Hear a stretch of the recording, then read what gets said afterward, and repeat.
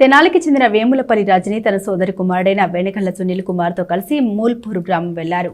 గ్రామంలో ఉన్న తమ పొలాన్ని దున్నిస్తున్న తరుణంలో ఇలవర్తి భూషయ్య తన అనుచరులతో వచ్చి వారిని అడ్డగించడమే కాక వారిని హతమార్చే ప్రయత్నం చేశారన్న ఆరోపణ నేపథ్యంలో వారు తెనాలి ప్రభుత్వ ఆసుపత్రిలో చికిత్స పొందుతున్నారు. వారిని హైకోర్టు న్యాయవాది పెరికల డానియల్ పరామర్శించారు. ముల్పూర్లో ఉన్న పొలాన్ని దున్నించుకోవడానికి వెళ్లిన వేములపల్లి రజని, వెనకల్ల సునీల్ కుమార్లపై అదే గ్రామానికి చెందిన ఇలవర్తి భూషయ్య, దాసర్ల వరప్రసాద్, వై హనుమంతయ్య, ఇలవర్తి రాధాకృష్ణ, ఇలవర్తి శోభారాణి, ఇలవర్తి లాస్యప్రియ, మూల్పూరు సీతయ్యలు అడ్డగించడమే కాక వారిని హతమార్చే ప్రయత్నం చేశారని ఆరోపించారు. అదే సమయంలో అటుగా వెళ్తున్న వెలగ కోటేశ్వరరావు, వెలగ సురేష్లను చూసి వీరిని వదిలి వాళ్లు వెళ్లిపోయారని అంటున్న వారు తెనాలి వచ్చి వెంటనే ప్రభుత్వ వైద్యశాలలో చేరి వైద్య చికిత్స తీసుకుంటున్నారు. ఈ నేపథ్యంలో హైకోర్టు న్యాయవాది పెరికల డానియల్ వారిని పరామర్శించి దాడిని ఖండించారు. ఈరోజు మూల్పూరు గ్రామంలో జరిగిన దాడిని నేను తీవ్రంగా ఖండిస్తున్నాను.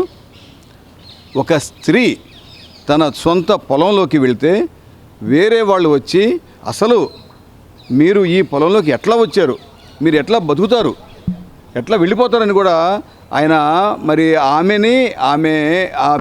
ఆమె సోదరి కొడుకు కూడా అక్కడికి వెళ్ళారండి.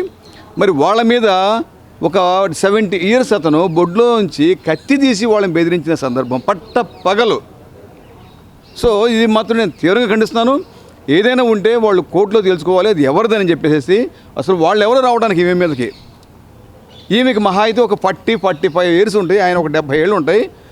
అసలు ఈ అనాగరికం ఏంటి అసలు అది? కాబట్టి పోలీసు వారు వెంటనే తగు చర్యలు తీసుకోవాలని చెప్పేసి ఆమె భయపడిపోతుంది. వాళ్ళ సోదరి అమ్మాయి ఆమె సోదరి కొడుకు కూడా అతను కూడా భయపడిపోతున్నాడు.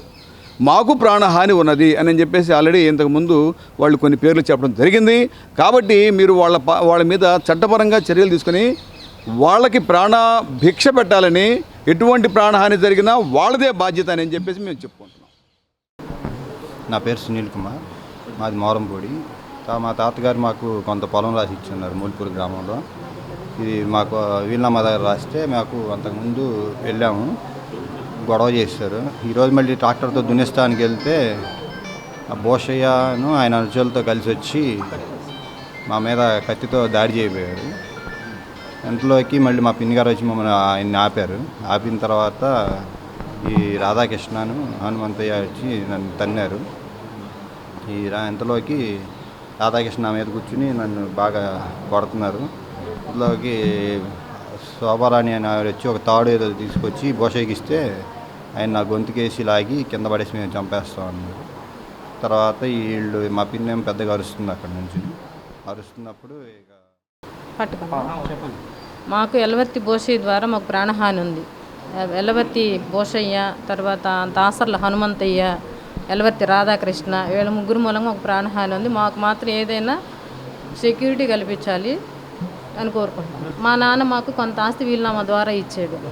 దానికి వాళ్ళు ఆక్రమించుకోవడానికి ఇప్పుడు మా మీదకి అటాక్ చేస్తున్నారు.